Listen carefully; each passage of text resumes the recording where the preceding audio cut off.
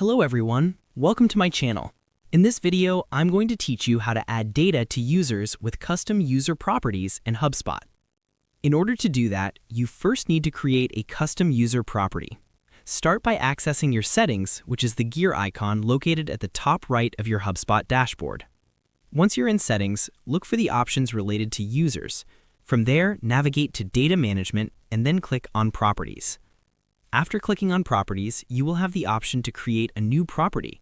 Go ahead and click on create property. You will then have the choice to generate the property automatically or create it manually. For this example, we'll create it manually. Wait for the property editor to load. Then input your property label. Next, for the object type, make sure to choose user. Scroll down the list to find user or use the search bar if available. After selecting the object type, choose an existing group where you want this property to belong. You can also add a description to explain what this property will be used for. Then proceed to select the field type.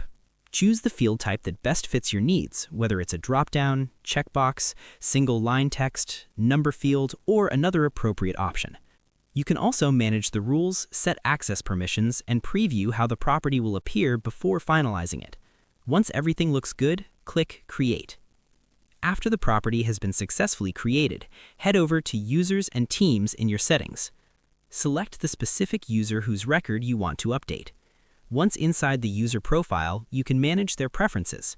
Click on Actions to edit their settings, adjust permissions if needed, and locate the custom user property you just created.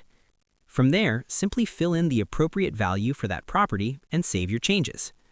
And that's how you add data to users using custom user properties in Hubspot. That's all there is for today.